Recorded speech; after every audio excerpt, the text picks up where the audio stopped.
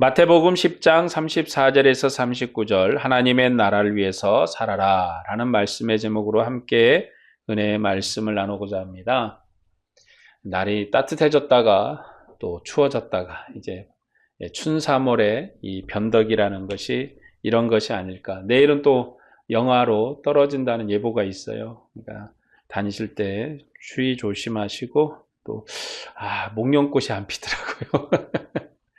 꽃봉오리가 만큼 올라와서 이게 이번 주에 피나 다음 주에 피나 이렇게 보고 있는데 안 피우더라고요. 빨리 봄이 왔으면 좋겠다라는 생각이 듭니다. 자, 마태복음 10장의 말씀을 이제 계속 나누고 있는데 마태복음 10장은 제자를 파송하면서 하신 그런 말씀이에요. 그러니까 제자들에게 너희가 천국의 관원으로서 어떻게 행해야 될 것인지, 무엇을 해야 될 것인지 하는 그러한 내용이죠. 그래서 이 훈화는 천국 왕께서 천국의 관원인 제자들에게 명령하신 복무 규정이다. 요 문맥을 가지고 오늘 본문의 내용도 생각해 봐야 돼요. 그러니까 지금 오늘 본문에는 아버지와 불화하고 어머니와 불화하고 시어머니와 불화하고 집안 싸움이 났다 이런 개념으로 볼 수 없는 것이 문맥이 천국의 관원에 대한 얘기잖아요. 문맥이 갑자기 그러다가 네 집안 사람들하고 싸움이 붙었어 이런 얘기를 하는 것은 좀 문맥상 안 맞거든요. 그렇기 때문에 문맥의 중심으로 우리가 한번 살펴보고자 합니다. 이렇게 마태복음은 천국의 훈화를 마태복음 10장에서 말씀을 하는데 그 내용은 복무 규정이다. 이제 자기 백성을 보내면서 관원을 보내면서 복무 규정이다. 그런 반면에 마가복음과 누가복음에서는 예수님께 선교 현장에서 제자들을 가르치는 거예요.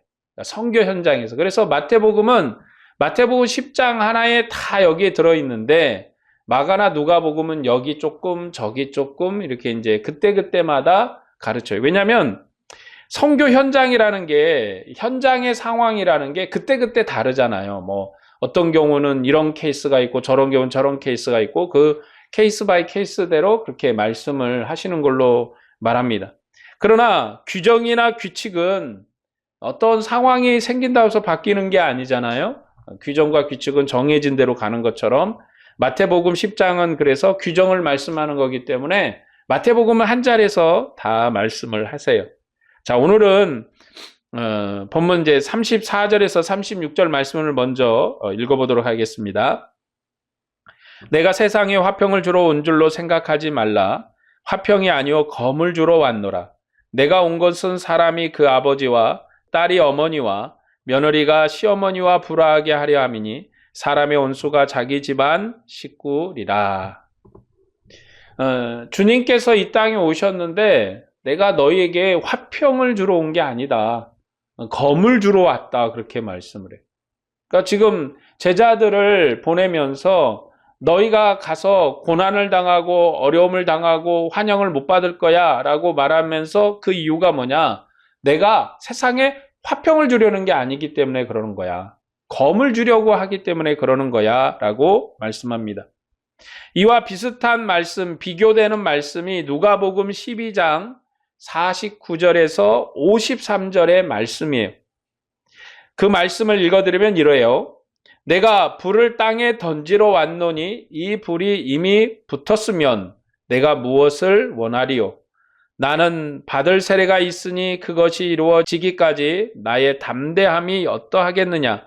내가 세상에 화평을 주려고 온 줄로 아느냐? 내가 너에게 이르노니 아니라 도리어 분쟁하게 하려 함이로라. 이후부터 한 집에 5사람이 있어 분쟁하되 셋이 둘과 둘이 셋과 하리니 아버지가 아들과 아들이 아버지와 어머니가 딸과 딸이 어머니와 시어머니가 며느리와 며느리가 시어머니와 분쟁하리라 하시니라. 그러니까 누가복음은 많은 가족 구성원들 그 개개인의 불화가 아주 심할 것을 강조하는 말씀이에요.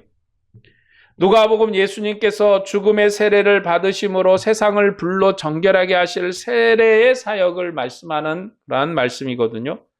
그리고 재판장인 하나님 앞에 서도록 거룩한 불화를 해라. 여기에 이제 누가복음에서는 거룩한 불화를 해라.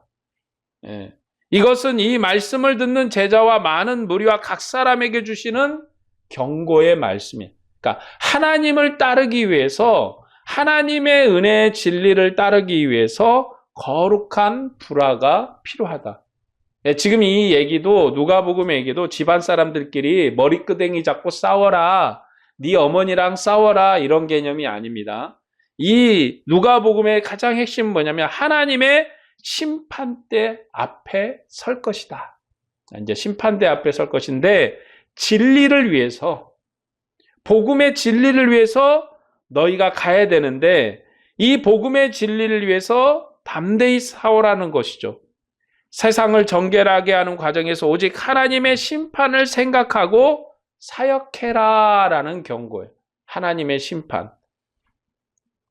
반면에 마가복음은 분쟁하라 하는 말씀이 없어요.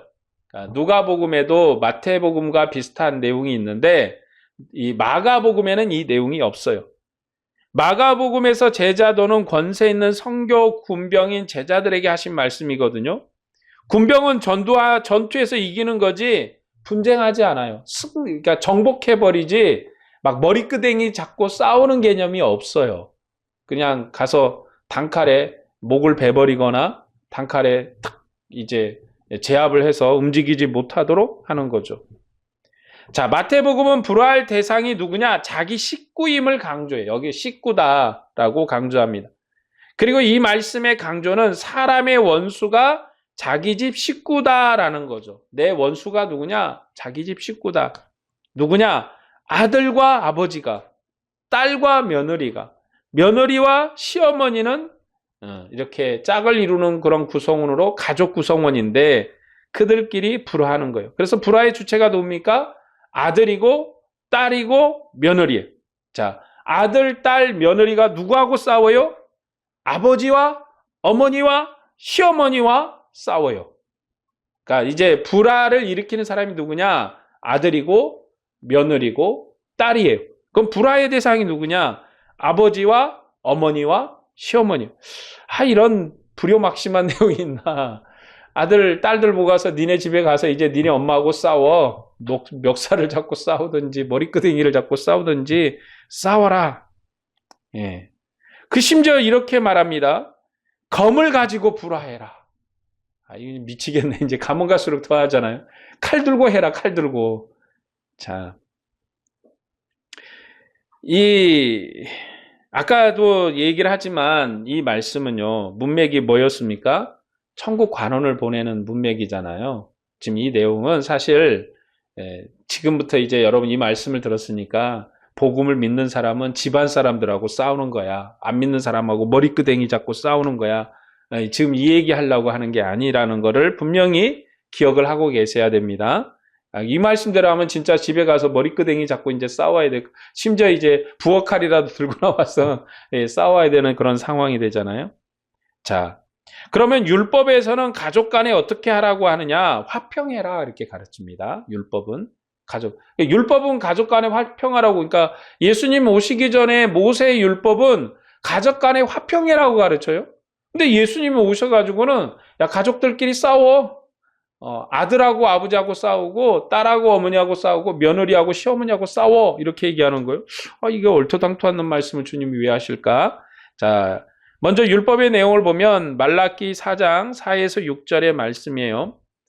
너희는 내가 호렙에서 온 이스라엘을 위하여 내 종 모세에게 명령한 법, 곧 율례와 법도를 기억하라. 보라, 여호와의 크고 두려운 날이 이르기 전에 내가 선지자 엘리야를 너에게 보내리니 그가 아버지의 마음을 자녀에게로 돌이키게 하고 자녀들의 마음을 그들의 아버지께로 돌이키게 하리라.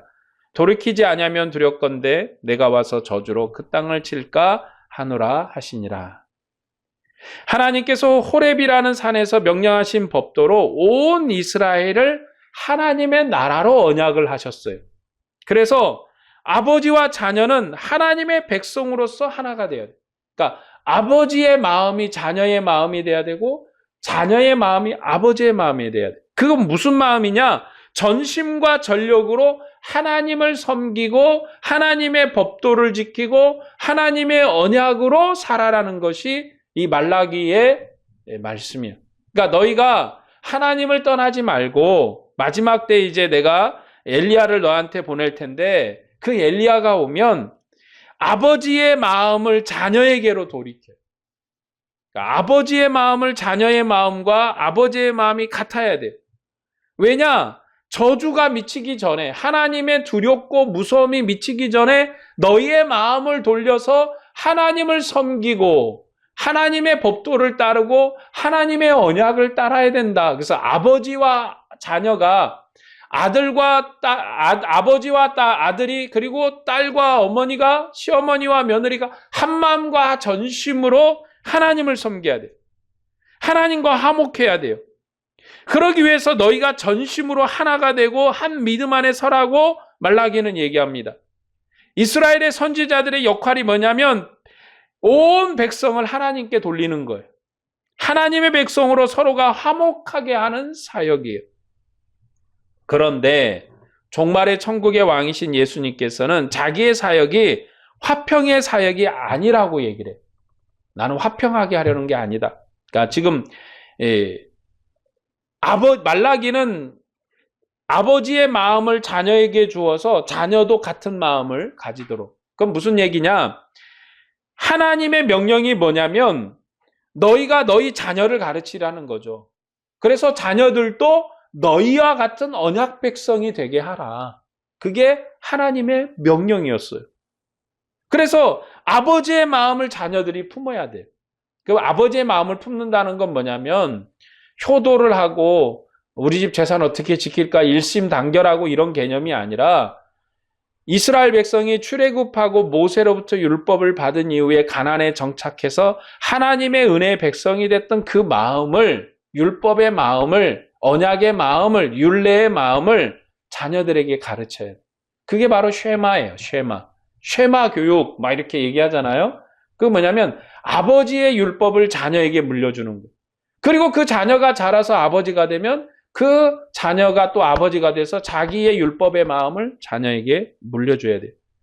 그런데 예수님께서 오셔서 하는 말씀이 나는 화평의 사역을 하러 온 게 아니라 분쟁하는 사역을 하러 왔다고 제자들에게 그렇게 가르쳐요. 종말의 천국 왕의 이 사역은 이스라엘 중에서 분쟁하는 자들의 나라를 세우시는 거예요. 분쟁하는 나라. 그러니까 예수님이 세우신 나라는 분쟁의 나라예요. 뭘 분쟁할 거냐? 어떻게 분쟁하냐면 아버지에 대해서, 어머니에 대해서, 시어머니에 대해서 분쟁을 해요. 이게 뭐냐? 이전의 나라 백성이. 그러니까 이전에 이스라엘 백성은 아버지가 율법을 배워가지고 자녀에게 가르치잖아요. 아버지가 배워서 자녀들에게 물려요. 아버지의 마음을. 그런데 이제 예수님이 가지고 오신 나라는 혈통으로 아버지의 마음이 자녀에게 물려지는 나라가 아니에요. 이제 여기에 이제 핵심이 있는 거예요. 잘 들어보세요. 이제 누구하고 분쟁하냐면 아버지와 어머니와 시어머니와 분쟁하는데 이것은 대표적으로 하나님의 나라, 복음의 나라 이전의 율법의 나라 백성이. 이제는 이스라엘 백성이 율법 아래서 살았던 그 나라가 아니라 새 나라로 살아야 돼요. 그들과 화목한 자녀들은 누구냐? 이전의 나라 백성들이, 율법의 백성들이. 그러나 그들과 분쟁하는 아들과 딸과 며느리는 이전 나라와 분쟁하는 천국 왕의 백성이. 자, 여기서 이제 나라 대 나라의 개념이에요. 지금 예수님께서 말씀하시는 것은 지금 가정에 가서 머리끄댕이 잡고 부엌칼이라도 들고 나와서 싸워라 이런 개념이 아니라 옛 나라를 정복할 새 나라가 온 거예요. 그러니까 우리도 보면 역사를 쭉 배우면 대부분 이제 이전 나라를 정복을 하잖아요. 그러니까 어떤 나라가 새로운 나라를 정복하면 이전 나라를 숙청을 하는 거예요.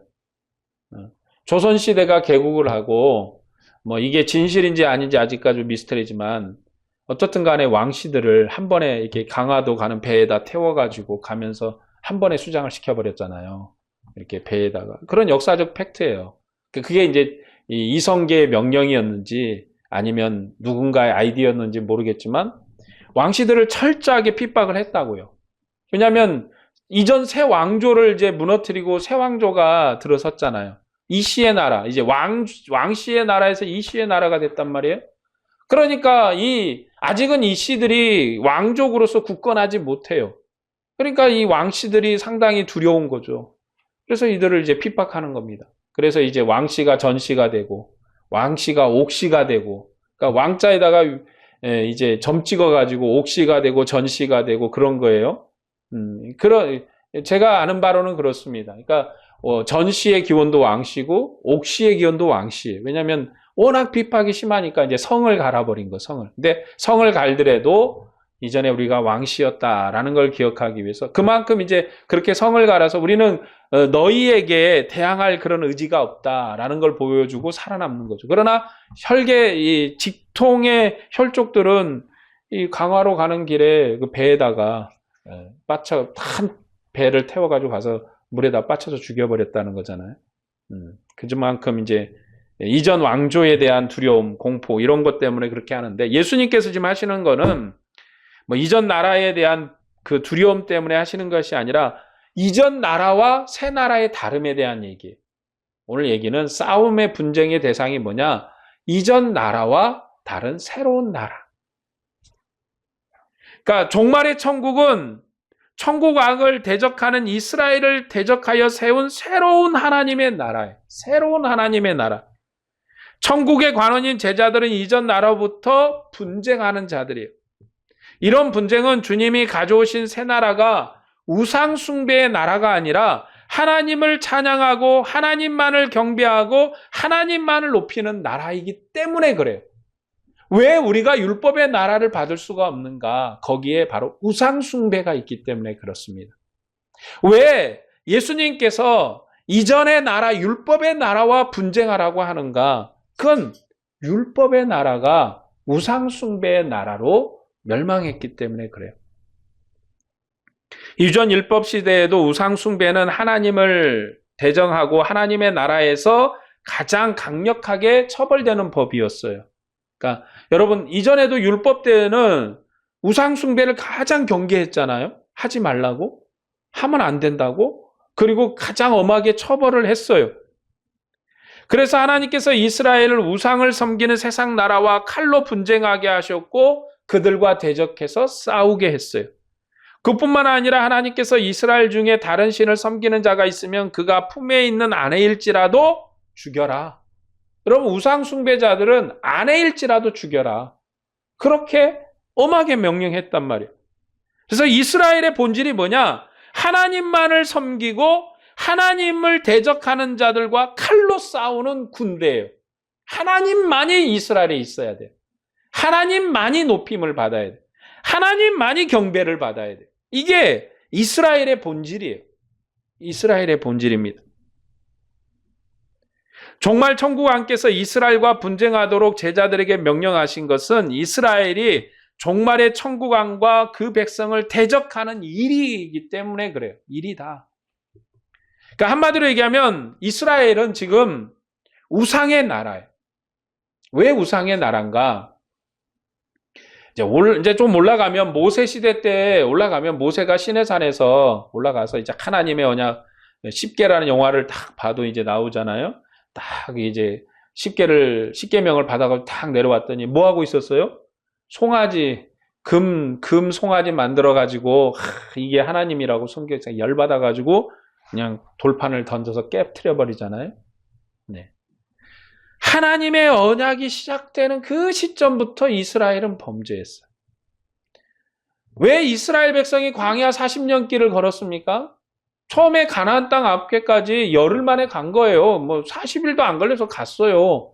그런데 거기 가서 하나님이 너희가 들어가서 정복해라 명령을 어기고 우리는 못해 하고 물러서니까 이스라엘 정탐꾼이 가서 이스라엘 정탐했던 40일을 기준으로 그거를 하루를 1년씩 계산해서 40년 광야 생활을 뺑뺑이 돌린 거 아니에요. 그러니까 그건 이스라엘 백성이 광야 생활 40년 뺑뺑이 돈 것은 그들의 범죄에 대한 결과물이었습니다. 그리고 그들이 가나안 땅에 들어갔어요. 그런데도 하나님이 이제 가나안 땅에 들어가면서 여호수아를 통해서 땅을 다 분할해 줬습니다. 이 땅은 누구 지파 거, 저건 누구 지파 거, 가서 정복하라 이거죠. 그런데 어떤 지파는 하나님을 의지하고 용감하게 나가서 땅을 정복한 지파도 있었고, 아유, 우리 못해 하면서 물러서는 지파도 있었어요. 그것이 언제까지 가냐? 다윗 시대까지 가는 거예요. 이스라엘의 정복 전쟁이 여호수아가 시작했는데 그걸 마친 사람이 다윗이에요. 그러니까 못해 이렇게 이제 손절하고, 그래서 정복 못한 땅들도 같이 있었고, 이렇게 이제 가나안 사람들하고 어울려 살다 보니까 이제 우상이 그들의 생활 속에 들어와 있어요. 바알세부를 섬기고 아세라를 섬기고, 그냥 우상 숭배의 습관이 그들의 삶 속에 그냥 들어와 있습니다. 그 결과 이스라엘 백성이 이제 바벨론에 멸망하는데, 그들이 멸망한 이유가 뭐냐? 하나님의 말씀을 버리고 우상 숭배했기 때문에 그래요. 그러니까 이스라엘이 처음 시작하는 시내산에서부터 바벨론으로 멸망하는 그 순간까지 다 거쳐 있는 문제가 뭐냐? 우상 숭배의 문제.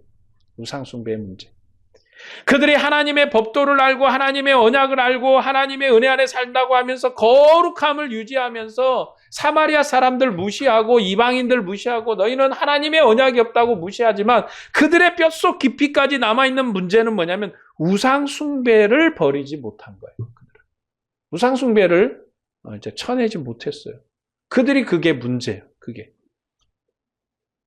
그들이 왜 바벨론 포로가 됐는가? 우상 숭배 때문에 그렇거든요.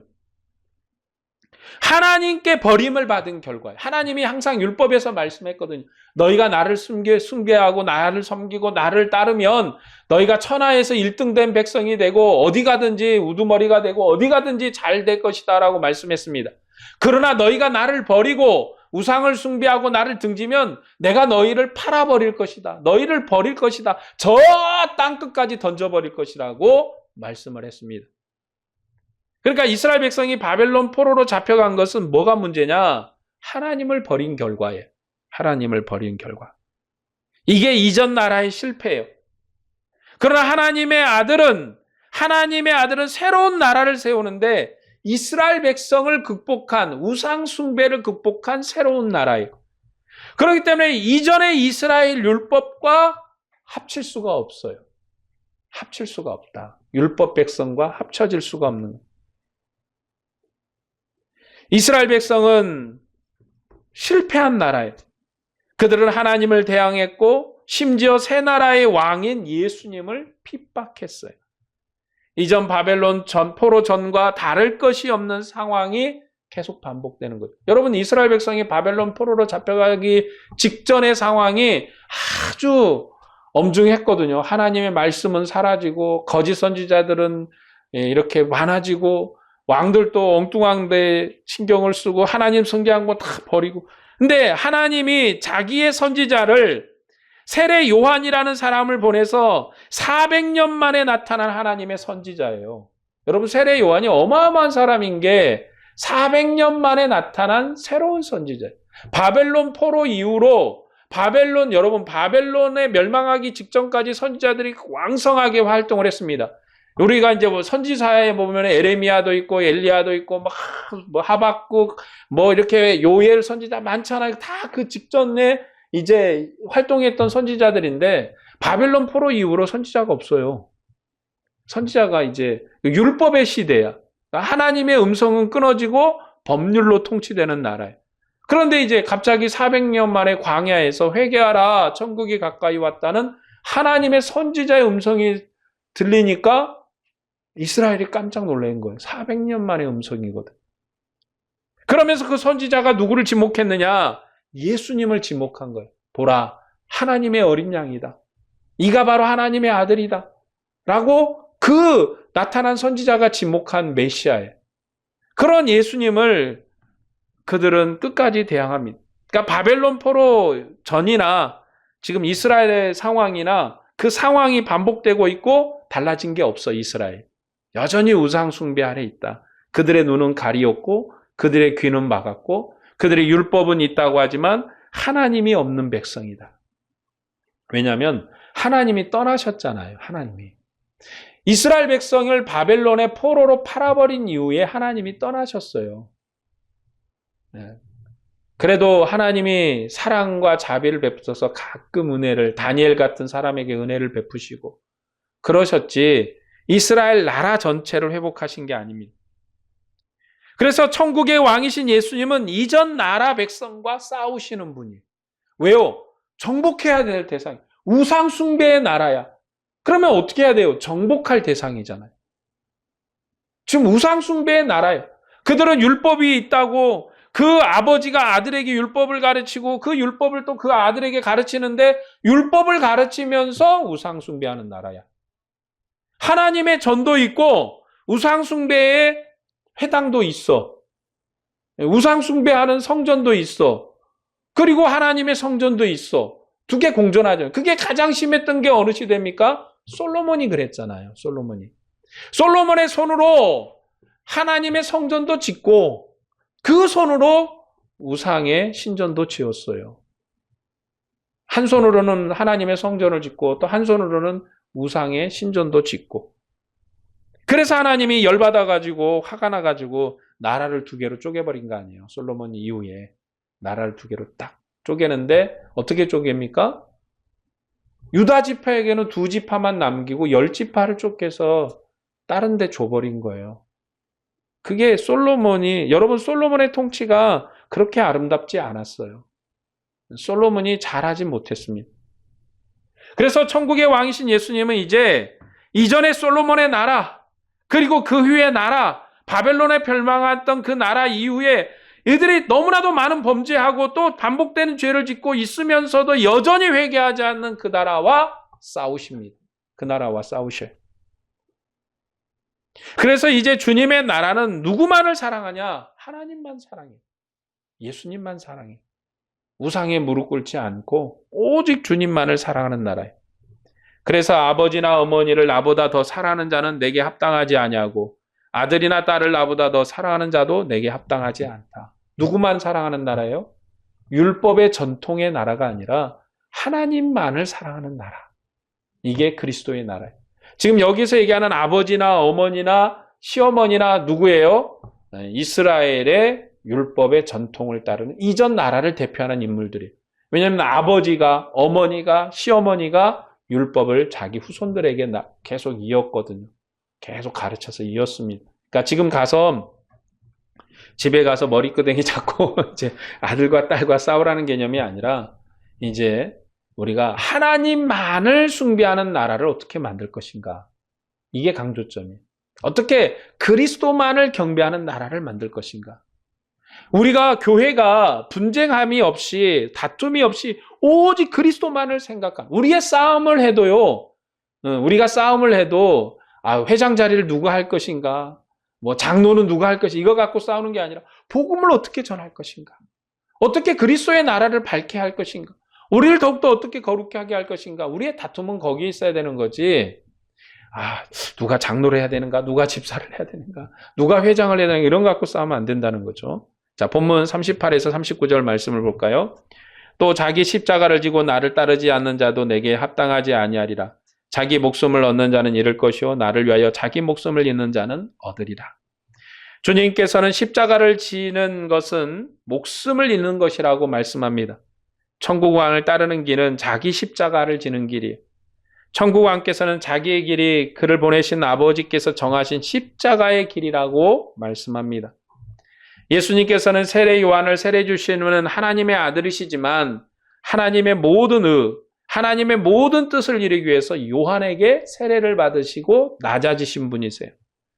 정말의 천국의 왕이신 예수님은 자기 백성의 연약함과 그들의 고난을 짊어지신 머리 둘 곳이 없는 인자세, 머리 둘 곳이 없어 환영받지 못해요. 천국 왕께서는 자기 백성의 배척을 받으시고 자기 백성의 죄를 짊어지시고 십자가에서 죽음을 당하심으로 하나님께서 그에게 맡기신 모든 뜻을 이루신 분이에요. 왜 예수님이 고난을 당하시고 왜 십자가에 지시고 죽으셨는가?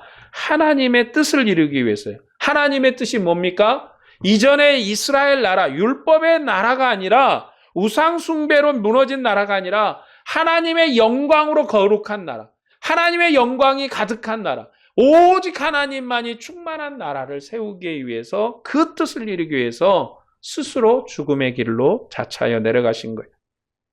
하나님 아버지께서 그를 다시 살리셨고 하나님의 종권을 그에게 주셔서 영광을 얻게 하셨습니다. 그러므로 우리는 주님을 따라야 돼요. 왜요? 주님이 영광을 얻으셨기 때문에. 이전에 베드로도 주님을 이렇게 고백했습니다. 주는 그리스도시요 하나님의 아들이십니다 라고 고백을 했어요. 그리고 변화산에서 하나님께서 아버지로부터 지시를 받으시기를 이는 내 사랑하는 아들로 영광을 얻으셨다라고 말씀했습니다. 이는 내 사랑하는 아들이다 라고 하나님이 그 변화선 사건에서 예수님을 그렇게 지목하셨어요.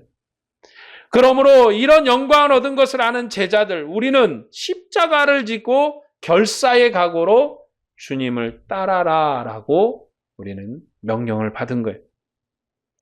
제자들은 하늘에서 음성으로 말씀하신 하나님의 명령대로 하나님이 사랑하는 아들의 말을 들어야 돼요. 우리는 예수님의 말을 들어야 돼요. 이제 우리가 아버지가 아들에게 가르쳐서 영광을 얻는 그 전통의 나라는 끝난 거예요. 이제는 우리가 하나님에게 직접 음성을 들어야 돼요. 왜 우리가 율법의 나라와 싸워야 되는가? 율법은 모세에게 음성을 듣거든요. 여러분, 우리의 할아버지 올라가도 결국 모세예요, 이스라엘은. 그런데 이제 오늘 이 시대는 우리가 하나님으로부터 직접 음성을 듣습니다. 그러니까 내가 하나님 앞에 음성을 듣니까 내 마음대로 해야 되겠구나. 네가 듣는 거 다르고 내가 듣는 거 다르니까 네 말은 네 말대로 내 말은 내 말대로. 그러게 되면 고린도 교회 되는 거예요. 고린도 교회 되는 거면 맨날 싸우는 교회 되는 거예요. 그게 아니라 예수 그리스도께서 제자들에게 가르치신 이 사도의 전통을 따라서 사도의 음성을 들어야 돼요. 예수님은 오늘 이 마태라는 사도를 통해서 우리에게 뭐라고 말씀하십니까? 분쟁해라. 율법의 나라와 분쟁하고 새 나라의 나라로 하나님만을 높이는 나라로 세워지라고 말씀합니다. 예수님께서는 아버지나 어머니를 나보다 더 사랑하는 자는 내게 합당하지 않고 아들이나 딸을 나보다 더 사랑하는 자도 내게 합당하지 않고 또 자기 십자가를 지고 나를 따르지 않는 자도 내게 합당하지 않다라고 말씀합니다. 합당하지 않다는 부정적인 어법은 반드시 하라라는 강조점이면서 경고예요. 경고. 합당해야 된다는 거예요. 예수님만을 생각하고 예수님만을 높이고 예수님만을 찬양해요. 이거 여기서 효도하지 마라 여기 갖다 붙이면 안 돼요.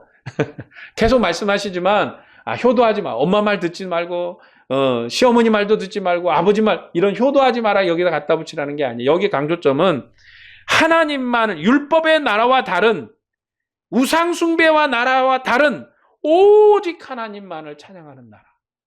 하나님만을 경배하는 나라로 세워라. 그것이 너에게 고난이 오고 너에게 아픔이 오고 너에게 눈물이 딸지라도 너희의 믿음의 진실함을 따라서 살아가라는 그러한 경고의 말씀이에요. 그런 걸 강조하는 말씀이 강조하는 거예요. 대적하는 세상에서 주님보다 자기 생명을 사랑하여 십자가를 지지 않는 자는 천국에서 그 생명을 잃을 것이라고 경고하십니다. 천국 왕을 위해서 자기 십자가를 지고 대적하는 세상에서 자기 목숨을 잃는 자는 천국에서 목숨을 얻을 것이다. 목숨을 빼앗기면 목숨으로 보상을 받을 것이다. 그런다고 극단적으로 죽음의 자리에 스스로 나가면 안 돼요. 막 상황이다. 죽으면은 목숨 얻지 그러니까. 그러니까 로마 시대 때 그렇게 사자 경기장에서 죽을 때 여러분 정말 피하려고 복음을 전하다 어쩔 수 없이 잡혀와서 그렇게 사자 경기에서 죽는 건 어쩔 수 없는지 스스로 나가서 죽는 사람들도 있었어요. 아유, 내가 여기서 죽어야지. 그건 또 생각을 해볼 일이에요. 그러니까 여러분 극단적인 걸 너무 이렇게 가면 안 돼요. 상황이 달라. 삶의 상황이. 그렇죠? 어떤 이는 이 길로 어떤 이는 저 길로. 그래서 하나님의 은사는 어떤 걸로 하나로 규정할 수가 없어요. 천차만별이고 만 가지 천 가지 억 가지야. 하나님의 은혜 주심은 어떤 규정이 없어. 어떤 틀은 있지만 예수 그리스도 안에서 우리에게 성령의 은혜로 주신다 이런 틀은 있지만 그게 어떻게 나타나는지 몰라요. 그러나 중요한 건 각자의 개인적인 삶의 체험, 각자 개인적인 삶의 은혜를 가지고 교회에서 각자 말하면 안 돼요. 그러면 이제 교회가 고린도 교회처럼 어수선해지는 거예요. 막 이 말도 하고 내가 하나님 앞에 음성 들었다 이 말도 하고 좀 그게 아니라 예수님은 분명하게 우리에게 가르쳤습니다. 사도에게 가르침을 받은 대로 예수님이 가르친 대로, 그러니까 사도의 가르침대로 한다는 건 예수님이 가르친 대로 우리가 믿음의 길을 걸어가요. 오늘 우리에게 뭐라고 말씀하시냐면 여기서 강조하는 것은 천국의 왕을 인정하고 그분을 위해서 복음의 길을 걸어야 된다는 거예요. 그분을 위해서 복음의 길을 걸어야 된다. 천국 왕께서 죽기까지, 그러니까 예수님도 죽기까지 천국의 왕으로서 주님을, 하나님을 내 아버지라고 시인하시고 그의 뜻을 이루기 위해서 그가 스스로 죽음의 자리에서 죽으신 것처럼 너희도 그 주님을 따라야 된다. 강조하는. 죽어라 이런 뜻도 아니에요. 그렇죠. 너희가 죽어라 이런 뜻이 아니라 최선을 다해서 그 길을 걸어가야 된다. 목숨이 혹시 빼앗기는 일이 있어도 걸어가야 된다. 불화하는 일이 있어도 오직 주님만을 위해서 걸어야 된다. 그 불화는 뭡니까? 여기서 말하는 불화는 이제 이전의 나라와. 그래서 예수님께서 마태복음에서는 예수님이 유대인에게 환영을 못 받는 거예요. 너희는 우상 숭배자라고 이렇게 정죄를 하기 때문에. 그러니까 여러분 우리가 좋은 말 해준 사람은 친하게 지내지만 나쁜 말 하면 아무리 그 좋은 말이라도 친해질 수가 없잖아요. 예수님은 지금 유대인들을 평가하기를 뭐라고 했냐면 우상 숭배자의 후손들이고 너희도 우상 숭배자다라고 그렇게 정죄를 하십니다. 오늘 말씀을 정리하겠습니다. 주님께서 가져오신 천국은 이전 이스라엘과는 다른 나라예요. 이 나라는 이스라엘이 실패한 우상 숭배를 끝내고 영원하신 하나님만 높이는 나라예요. 이 높임은 죽음을 이긴 높임이기 때문에 세상이 감당할 수가 없습니다. 주님의 나라와 또 이전 나라가 달라서 이제 가정 간의 다툼이 있어요. 이 다툼은 개인적인 다툼이 아니라 나라적인 다툼에 대한 얘기예요. 이전 나라와 새 나라의 다툼입니다. 이 다툼에서 우리는 예수님을 천국의 왕으로 인정하고 높여야 돼요. 이 높임은 죽음을 두려워하지 않고 죽음을 이긴 높임이 되어야 하는 것입니다. 이 길은 자기 십자가를 지고 주님만을 따르는 길이에요. 고난이 있어도 포기하지 않고 주님을 따라야 하는 거예요. 아픔이 있어서 그것을 이겨내고 주님을 따라야 합니다. 슬픔이 있어도 주님이 주신 기쁨으로 주님을 따라야 되는 거예요. 우리가 믿음으로 걸으면서 주님을 포기하지 않아야 되는 거예요. 우리가 주님을 포기하지 않는 것은 주님을 높이는 것이고 우리가 주님을 포기하지 않으면 주님도 우리를 포기하지 않을 것입니다. 주님은 우리의 선한 목자시고 영원한 생명의 주님이십니다. 이 주님이 오늘도 내일도 앞으로도 계속해서 우리와 함께 하셔요. 동행하십니다. 그러므로 우리는 주님만을 따르고 주님만을 찬양하며 주님을 위해서 삶을 살아가야 돼요. 이것이 오늘 우리에게 주신 명령입니다. 이 명령 앞에 우리가 자신을 비춰봐야 돼요. 우리 자신을 먼저 비춰봐야 됩니다. 우리의 삶을 비춰봐야 돼요. 우리가 어떻게 살고 있는지 자신을 살펴서 더욱더 겸허하게 믿음의 길을 걸어야 돼요. 그러니까 각자의 길이 있어요. 그 길에서 최선을 다해요. 최선. 다 여러분 6.25 전쟁 때 예수 믿는 사람 잡아 죽일 때는 저 손양원 목사님 같은 사람은 생명으로 내가 여기서 이 자리를 지키고 있다 죽어야겠다 그랬잖아요. 그러나 또 많은 목사님들 다 죽어불면 어떻게 해 교회를. 다 죽어불면. 다 부산으로 또 피신도 갔어요. 남은 분도 있고 믿음의 결단을 따라 남은 분도 있었고 내려간 분도 있었고. 어찌 보면 죽으신 분들은 죽으신 분들의 고귀한 것이에요. 그러나 또 남으로 내려가서 부산으로 피난을 갔다가 다시 올라와서 교회를 복구를 한 거잖아요. 그 사람들 다 죽어야 되는 거냐? 또 그건 안 맞는 거예요. 각자 믿음의 결단대로 또 믿음의 은혜대로 각각 주어진 환경에서 최선을 다해서 피한다고 그래서 당장 예수님 대신에 죽는 것도 아니고 하는 거죠. 그러나 중요한 건 제가 드리는 말씀은 핵심은 뭐냐면 각자 삶이 다르다. 하나님의 은혜 주신 삶이 다르고 누가 누구를 평가할 게 아니에요. 하나님과 나 사이에 나와 하나님 사이에 믿음의 말씀의 은혜로 우리 자신을 내놓고 그 앞에 세워가기를 주의 이름으로 축복합니다. 기도하겠습니다.